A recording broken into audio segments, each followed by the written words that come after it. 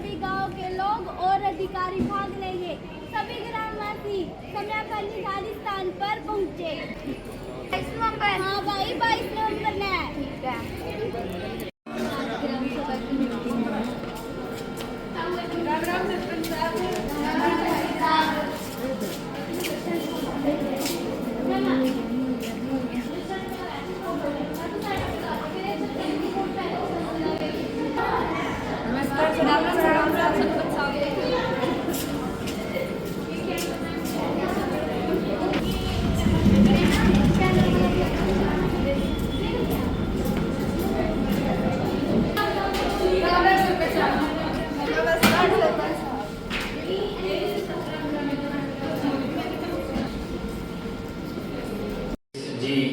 जो डायरेक्टर से पहुंचे हैं आपकी मॉनिटरिंग के लिए, हम उनका यहाँ विद्यालय में पहुंचने पर तहे दिल से हार्दिक स्वागत व अभिनंदन करते हैं। और आपका जो ये कार्यक्रम पिछले कई दिनों से है, इस कार्यक्रम की रिहर्सल जो है वो आपको करवाते रहे, आपको समय समय पर वो मार्गदर्शन करते रहे, और आज इस कार्यक्रम का पूरा का पूरा जो भी मॉनिटरिंग होगी, किस तरह से आपने यहाँ पे आज बड़ी बड़ी भूमिका निभानी है, और सर यहाँ से आप मॉनिटरिंग करके अग्रिम जो कार्रवाई होगी उसके बारे में आपको बता के जाएंगे। तो सर इजाज़त, आप आज का जो ये कार्यक्रम है उसकी शुरुआत की जाए। डॉक्टर नील जी, मैडम रेखा जी, आपने कुछ बोलना? आपको पता ही है आपका कार्यक्रम जो है ग्राम सभा के, तो मैं आज का जो ये कार्यक्रम है उसको सुचारू रूप से आज की ग्राम सभा की कार्रवाई करने के लिए जैसे कि सर ने कहा कि शुरू किया जाए, तो बच्चे अपनी अपनी जो भी आज की भूमिका है उसके लिए तैयार रहे और आज के कार्यक्रम की शुरुआत की जाए।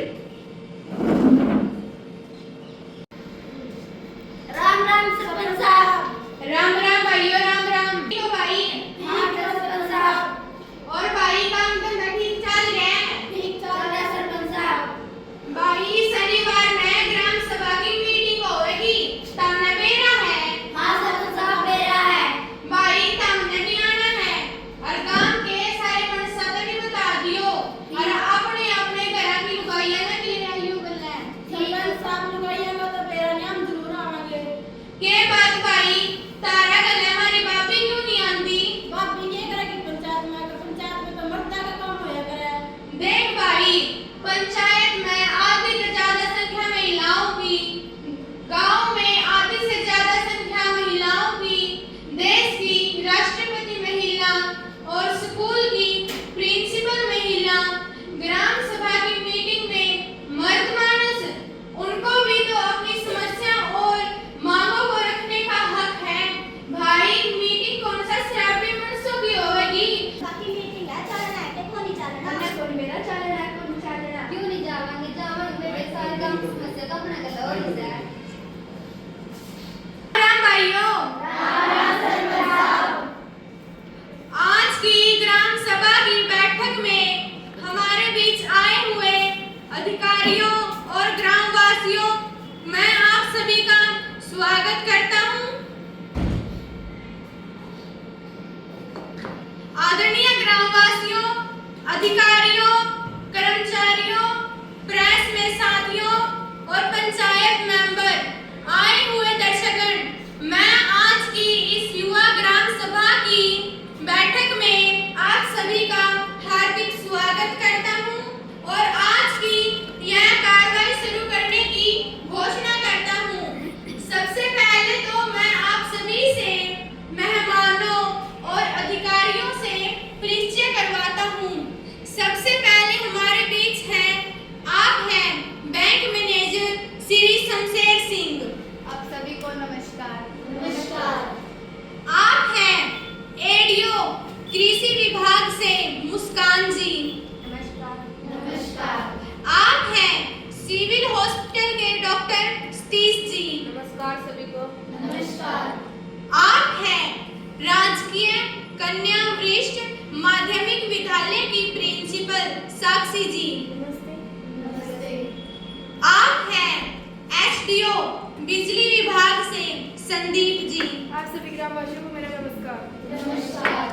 आप हैं विशेष मेहमान एसएचओ पुलिस विभाग से रुजुल जी। सभी को नमस्कार।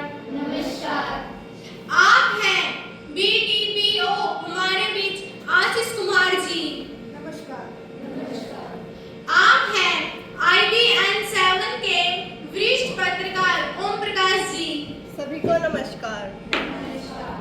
आप हैं NDTV न्यूज चैनल की वरिष्ठ पत्रकार मोनिका जी। और आप हैं हमारे बीच कैमरामैन सलोनी जी। नमस्ते सभी को। मैं सरपंच राजकुमार आप सभी ग्रामवासियों को एक दुखद घटना के बारे में बताना चाहता हूँ। हमारे गांव के श्री रामफल जी का 40 वर्ष की आयु में ही अचानक से 12 नवंबर को निधन हो गया है। वे हरियाणा पुलिस विभाग में काम किया करते थे। उनका गांव और स्कूल के विकास कार्यों में पूरा सहयोग रहता था।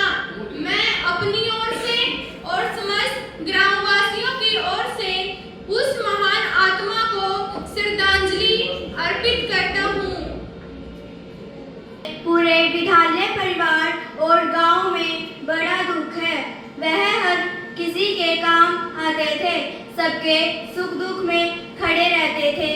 वह हमारे नजदीकी थे। वैसे अचानक जाना यकीन नहीं हो रहा।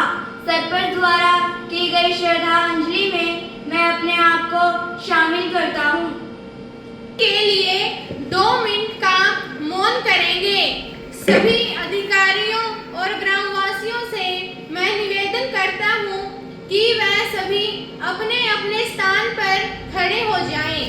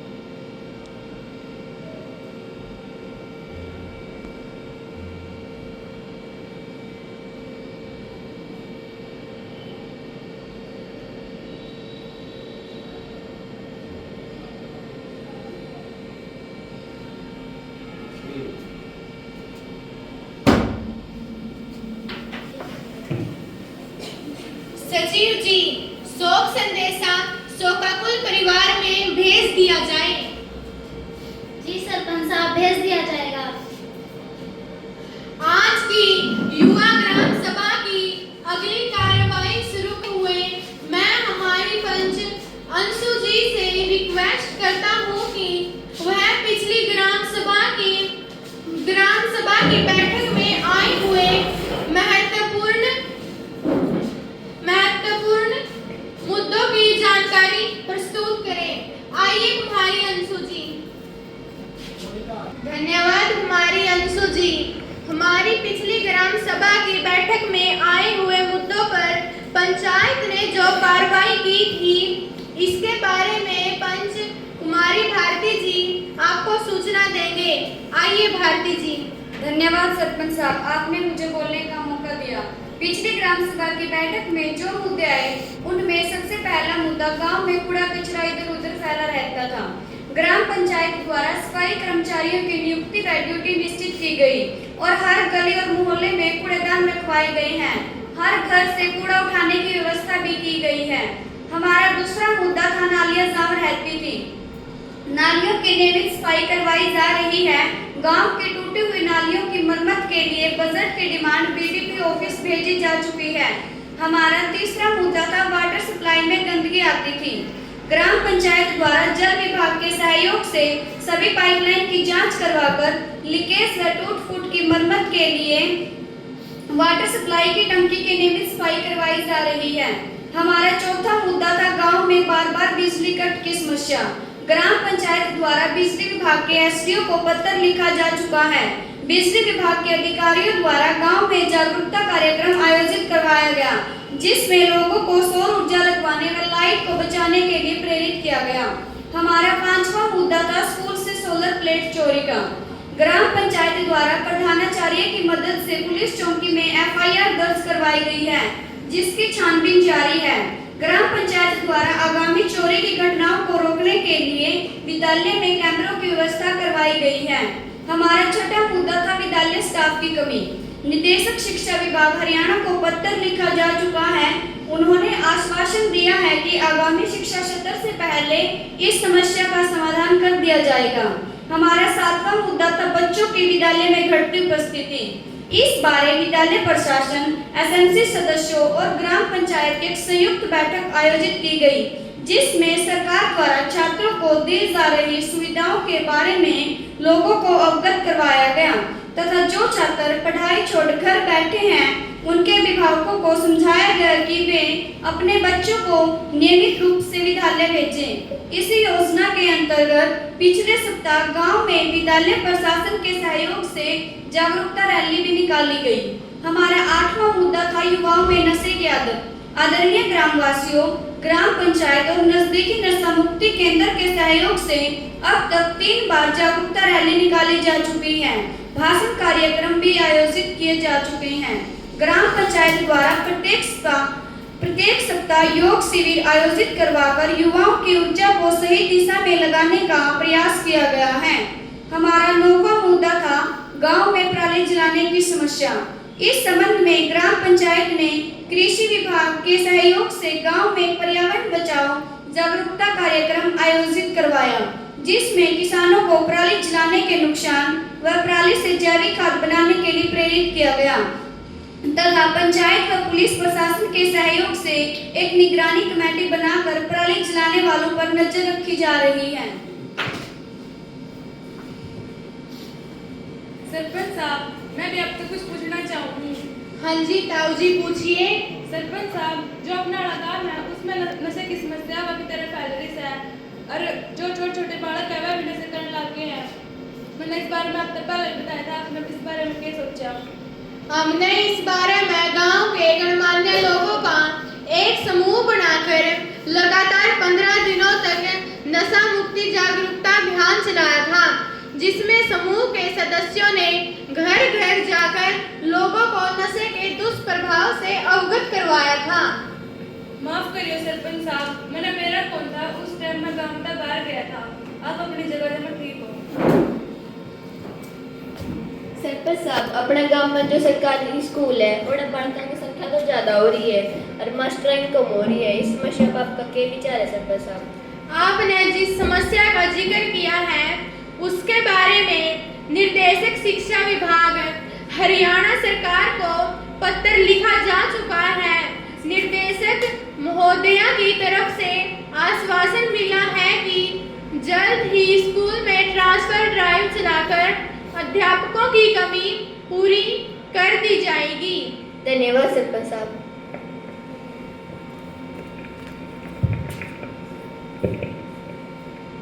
ट्रांसफर ड्राइव चलते चलते 1 साल हो गया, आगे भी कोई उम्मीद नहीं। आदरणीय ग्रामवासियों, आज की अगली कार्रवाई में हमारी ग्राम सचिव गरिमा जी पिछले वर्ष की आमदनी और खर्चों का हिसाब किताब आपको प्रस्तुत करेगी।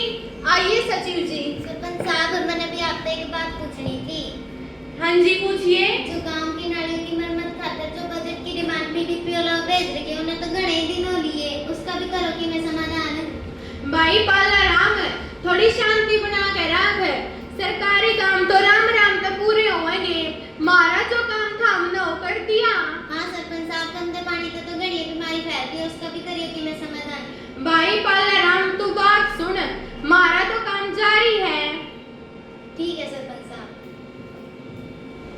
पालाराम को बड़ी टेंशन हो काम की।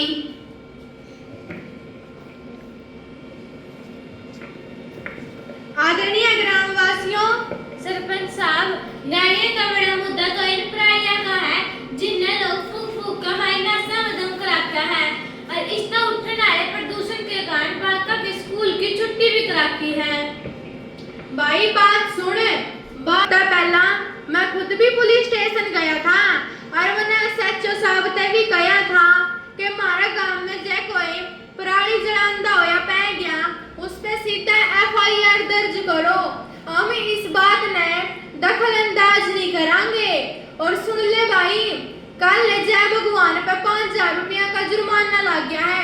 यूं बैठे जय भगवान, पूछ ले इस पे। ठीक है सरपंच साहब।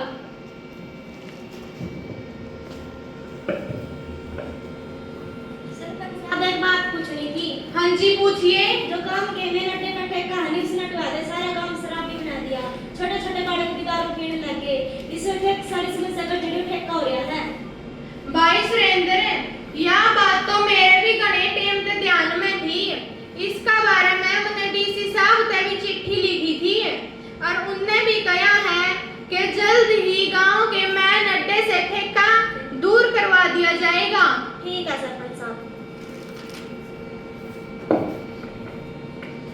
आदरणीय ग्रामवासियों, आज की अगली कार्रवाई में हमारे ग्राम सचिव जी गरिमा जी आपको पिछले वर्ष की आमदनी और खर्चों का हिसाब किताब प्रस्तुत करेगी। आइए सचिव जी।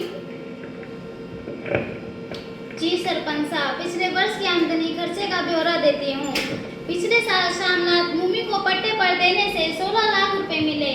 तालाब को मछली पालन के लिए देने पर 4,50,000 रुपए मिले। पंचायती दुकानों का किराया 1,15,000 रुपए मिला। सरकारी अनुदान व अन्य मद 14 लाख रुपए मिले। कुल 35,65,000 रुपए आए। खर्चे में स्कूल के पास रास्ते पर 2,15,000, आंगनबाड़ी भवन पर 12 लाख, स्कूल में फर्श पर खर्च 2 लाख, ट्यूबवेल की मुरम्मत व नया ट्यूबवेल लगाया 11 लाख, कुल खर्च 27,15,000 खर्च हुए। बकाया 8,50,000 रुपए पंचायत बैंक खाते में जमा है। सचिव साहब जो ब्यौरा दे रहे हैं क्या वो ठीक बता रहे हैं? बताओ भी, क्या सचिव साहब ठीक बता रहे हैं? हाँ सरपंच साहब ठीक बता रहे हैं। आज की ग्राम सभा की अगली कार्रवाई में हम वित्तीय वर्ष 2025-26 के लिए बजट अनुमान पर चर्चा करेंगे। इसके बारे में आदरणीय सचिव जी आपको विस्तार से बताएंगे। जी सरपंच साहब, हमारा पिछले साल का ऑडिट हुआ था। हमारे लिए बड़ी खुशी की बात है कि कोई भी आपत्ति नहीं लगी है। अगले वित्त वर्ष के लिए जो बजट अनुमान लगाया गया है, आपकी अनुमति से मैं उनको पढ़कर सुनाती हूँ। खर्चा: पंचायत के अनिवार्य खर्च बिजली बिल रुपए 75,000, सफाई कर्मचारी चौकीदार का वेतन आदि 3,50,000, कुल 4,25,000। निर्माण कार्य की मद का खर्च: पब्लिक वर्क 20 लाख रुपए, जन स्वास्थ्य शिक्षा 15 लाख रुपए, अन्य मद व मरम्मत कार्य आदि 8 लाख रुपए, कुल खर्च 43 लाख। सरकारी अनुदान से खर्च: मनरेगा 15 लाख, चौपाल का कार्य पूर्ण करना 12 लाख, अन्य खर्च 10 लाख, कुल खर्च 37 लाख, ऋण व अग्रिम प्राप्ति 15 लाख, मद 1 से 4 का कुल जोड़ 94,25,000। अब अगले साल के लिए अनुमानित आमदनी: ग्राम पंचायत के अपने स्रोत से आए, श्यामनाथ भूमि को पट्टे पर देने से 40 लाख, तालाब को मछली पालन के लिए देने से 10 लाख, दुकानों का किराया 2 लाख, कूड़ा करकट कुर्रियों के बेचने से 25,000, फलों वाले वृक्षों से 25,000, कुल आय 52,50,000। सरकारी अनुदान: PRI से 11 लाख, मनरेगा योजना 15 लाख, अधूरी चौपाल के लिए अनुदान 12 लाख, कुल 37 लाख, अंशदान स्कीम व अन्य CD व अन्य 8 लाख, कुल 8 लाख, ऋण व अग्रिम प्राप्ति दुकानों के लिए 15 लाख, दान प्राप्ति 2 लाख, कुल 17 लाख। मद 1 से 4 की कुल आमदनी 1,04,50,000। सभी को धन्यवाद। अभी ग्राम सचिव ने आपको अगले वित्तीय वर्ष के लिए अनुमानित बजट अर्थात खर्चे के बारे में जानकारी दी है। धन्यवाद सचिव जी। क्या सभी ग्रामवासियों सहमत हो इससे? ग्राम सभा की आज की कार्रवाई का अगला मद विभिन्न विभागों से आए अधिकारी हमारी बैठक में आए हुए हैं। अपने अपने विभागों की हमारे से संबंधित जो समस्याएं अथवा प्रश्न है वह भी पूछें और बताएं। सबसे पहले मैं हमारे बीच आए हुए बैंक मैनेजर श्री शमशेर जी को आमंत्रित करता हूं।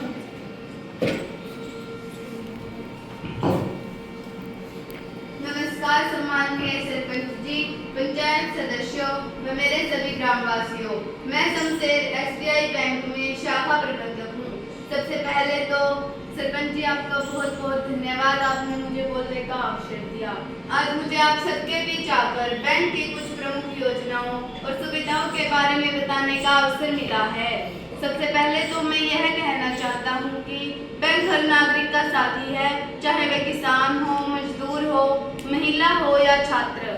सरकार व बैंक द्वारा आप लोगों के लिए जो योजनाएं शुरू की गई हैं उनमें से मैं आपको कुछ प्रमुख योजनाओं की जानकारी देना चाहता हूं।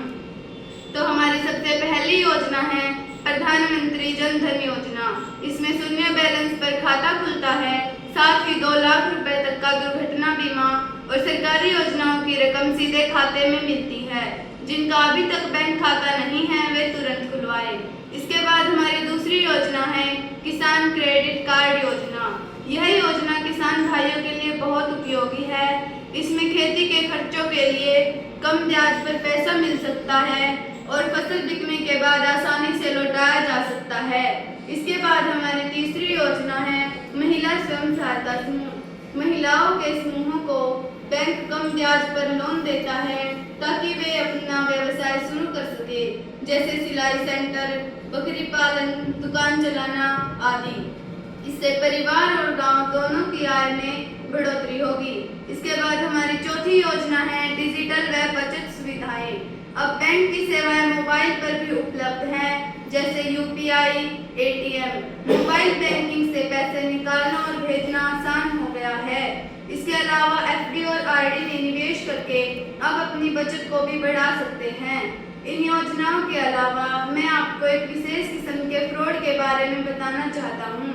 फ्रॉड करने वाला हमारे मोबाइल नंबर पर अननोन नंबर से कोई WhatsApp फाइल या लिंक भेजता है, जिस पर क्लिक करते ही हमारा फोन और बैंक अकाउंट हैक हो जाता है और हैकर हमारे अकाउंट से सारे पैसे अपने अकाउंट में ट्रांसफर कर लेता है। अभी शादियों का सीजन चल रहा है। हैकर इनविटेशन नाम से फाइल लोगों को भेजते हैं। इनविटेशन शब्द पढ़कर हम उत्सुक होकर जैसे ही उस फाइल पर क्लिक करते हैं हमारा बैंक अकाउंट हैक हो जाता है। इसलिए मैं आप सबसे विनती करता हूँ कि किसी भी अनजान लिंक पर न तो क्लिक करें और न ही किसी अनजान व्यक्ति को अपना OTP दे। मैं आप सबसे निवेदन करता हूँ कि बैंक से जुड़िए, अपनी बचत को सुरक्षित रखिए और सरकारी योजनाओं का पूरा लाभ उठाइए। धन्यवाद। जय हिंद, जय किसान। नमस्कार सरपंच। नमस्कार मैनेजर साहब। नमस्कार ताऊ जी। बुढ़ापा पेंशन कब तक खाते में आ जाएगी? इसके लिए आपको बैंक में आना पड़ेगा, बाकी तो हर महीने की 20 तारीख तक सबकी पेंशन खाते में आ जाती है। धन्यवाद।